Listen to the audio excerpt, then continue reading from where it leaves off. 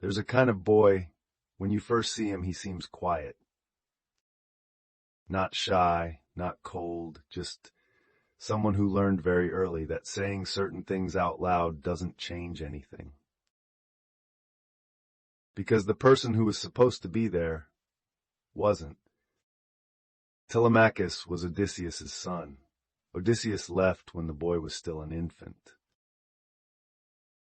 He grew up without a father, in a palace filled with over 100 suitors, drinking loudly, eating his family's food, pressuring his mother every single day. No one taught him how to handle any of it. No one told him what a man was supposed to look like. He had to figure it out himself, slowly, alone. This episode, I want to talk about the most overlooked person in the entire Odyssey, and possibly the character who resonates most in this era. The Odyssey doesn't begin with Odysseus. Homer gave the first perspective to Telemachus. When the story opens, Odysseus has been missing for almost 20 years. Telemachus is around 20 years old.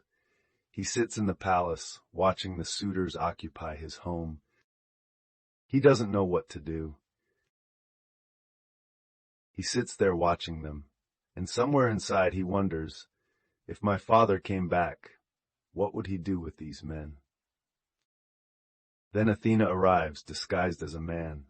She tells him, "You are no longer a child. It's time to go find news of your father. Go to those who fought beside him. Find out where he is, or how he died." Telemachus sets out.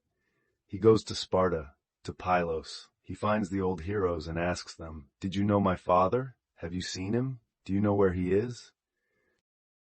On the surface, this journey is about finding news of Odysseus.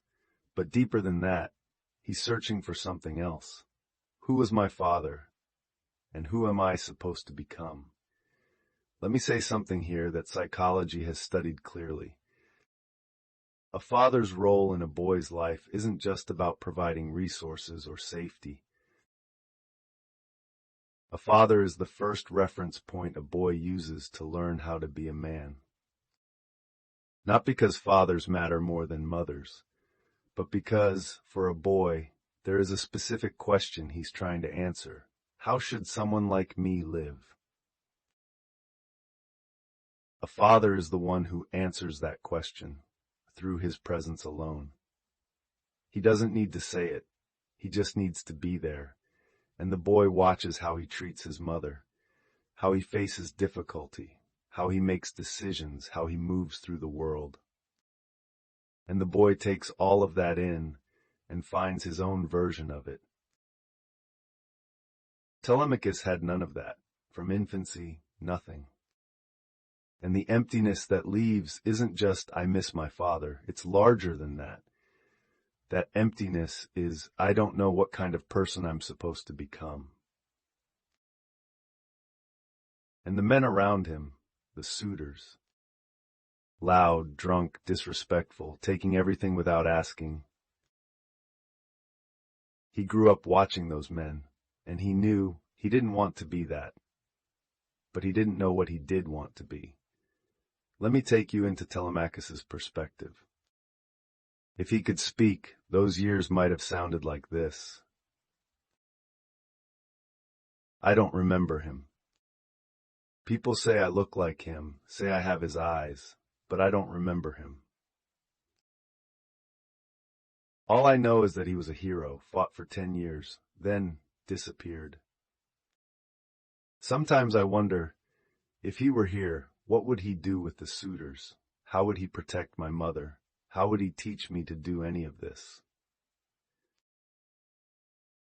But he's not here, so I can only guess.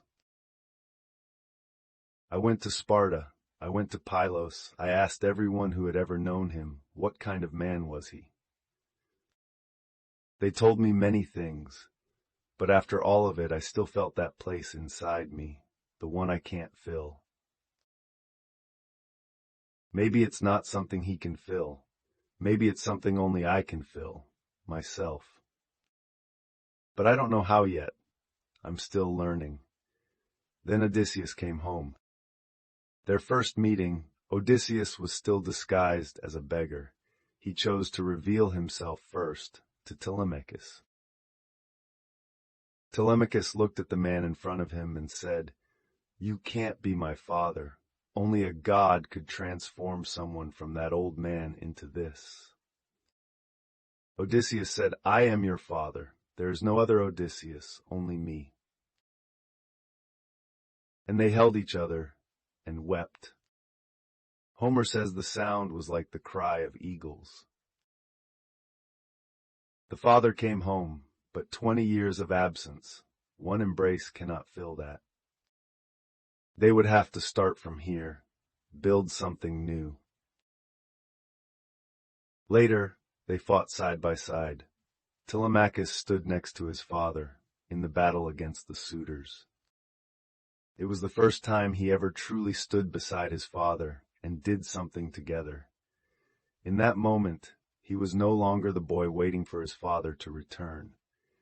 He was a man, standing shoulder to shoulder with him. Psychology has studied fatherlessness extensively. Absence doesn't always mean death. Absence can mean the body is there, but the heart isn't. In the house, but never present. Existing, but never expressing. Alive, but a stranger to his own child.